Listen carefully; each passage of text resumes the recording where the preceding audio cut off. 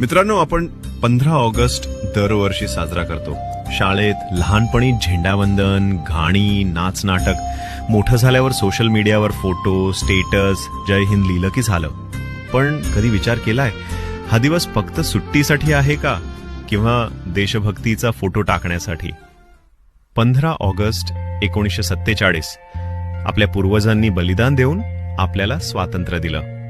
तेव्हा लोक फक्त एकच गोष्ट विचार करत होते, देश मोकळा व्हायला हवा. आता 78 वर्षांनी आपण काय विचार करतो?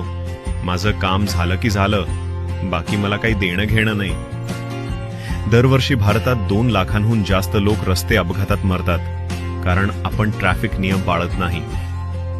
जगात सगळ्यात जास्त प्लॅस्टिक कचरा टाकणाऱ्या देशांमध्ये भारत पुढे आहे. 14 कोटींपेक्षा जास्त लोक अजूनही दारिद्र्य रेषेखाली जगतात.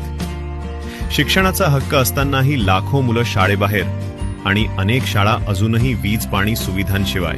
दरवर्षी पावसाळ्यात पूर, पाण्यात बुडालेली शहरं, रस्त्यांचे खड्डे व्यवस्थेचा चेहरा उघड करतात.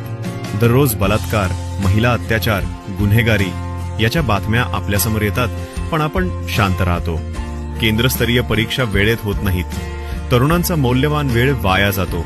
न्यूज चॅनल्स खरं दाखवायचं सोडून फक्त TRP साठीच खेळ खेळतात. इतकं शिकून सुद्धा तरुण बेरोजगार बसले आहेत. शेतकरी कर्जबाजारी होऊन आत्महत्या करत आहेत.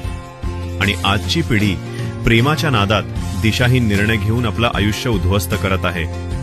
पण आपण अजूनही भ्रष्टाचार, जातीवाद आणि गैरसोयी यावर डोळेझाक करतो. बदल कुणी दुसरा आणणार नाही, बदल आपल्यालाच करायचा आहे.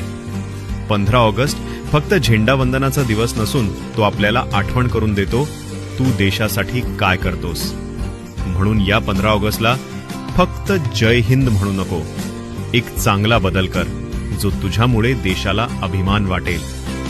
कारण खरी देशभक्ती पोस्टमध्ये नाही, तर आपल्या कृतीत आहे. जय हिंद.